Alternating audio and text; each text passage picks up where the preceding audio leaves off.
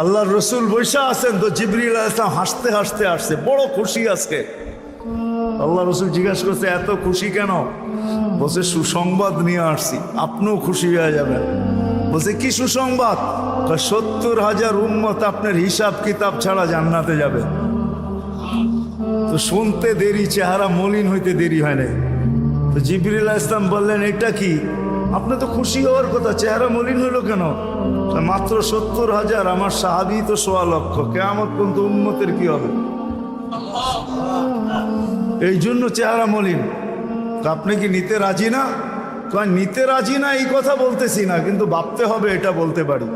Viva দেখি নিব কি নিব না।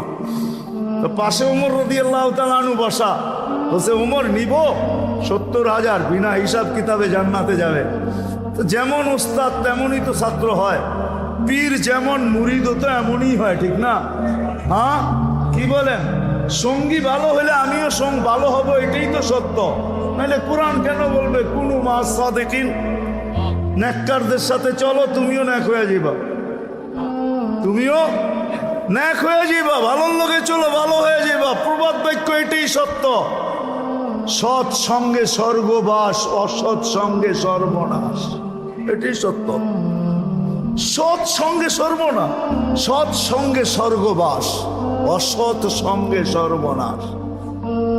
তো বলছে ওমর নিব না? 1.25 লক্ষ তো আমরাই, কিয়ামত পর্যন্ত মানুষের কি হবে?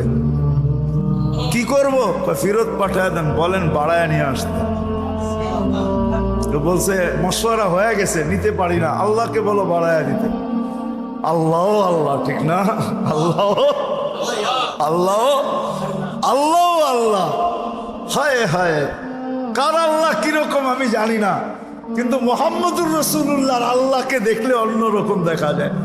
হায় হায়, আমি মনে হয় বুঝাইতে পারি না আপনাদেরকে। আপনি বলবেন পৃথক করলেন কেন? না, এটা পৃথক না, এটা অন্য জিনিস বুঝাইতে চাইতেছি।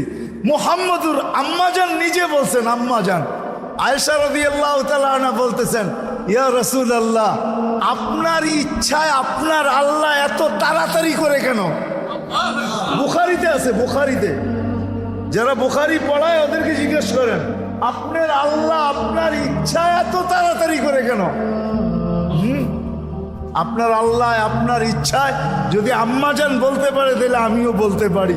কার আল্লাহ কিরকম এটা আমার বিষয় না, কিন্তু মুহাম্মদুর রাসূলুল্লাহর আল্লাহ মুহাম্মদুর রাসূলুল্লাহর সাথে অন্যরকম। সারাদিন বন্ধুর দিকে তাকায় থাকে, বন্ধু নারাজ করা যাবে না। হায় হায় হায় হায়। তো পাঠায় দিছেন, জিবরিল আলাইহিস সালাম ফিরে আসছে।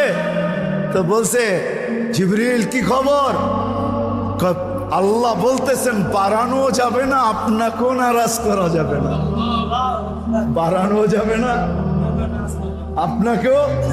আপনি বলবেন এটা আবার কি করে সম্ভব? বাড়াবে না আবার আপনাকে নারাজ করবে না, এটা সম্ভব কি করে? তো আল্লাহ পদ্ধতি দিয়া দিয়েছেন, বন্ধু বাড়ানো যাবে না, কিন্তু আপনাকেও নারাজ করা যাবে না।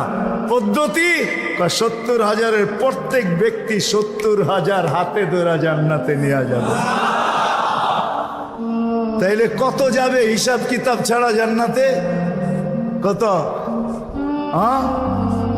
490 কোটি উম্মত যাবে হিসাব কিতাব ছাড়া জান্নাতে।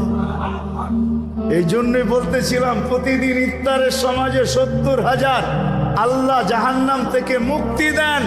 70,000 দেন না, ওদের পিঠের ভিতরেও আরো কয়েক 70,000 এরকম লুকানো আছে, ওটি সহ কিয়ামতের দিন যাবে ইনশাআল্লাহ। মৌসুম দিছিলেন, মৌসুম দিছিলেন, যেখান থেকে প্রথমে ছিলাম আবার চলে যেতেছি। লফতা লম্বা হয়ে গেছে অনেক দূর। যে দৈনন্দিনের প্রয়োজনের জিনিস যারা বিক্রি করে, তারা জানে যে সারা বছর আমি দৌড়ায় পারবো না, ইবাদত বন্দেগী দিয়ে বাড়তে পারবো না, আমি তো সহানুভূতি দিয়েই জান্নাত লেখা।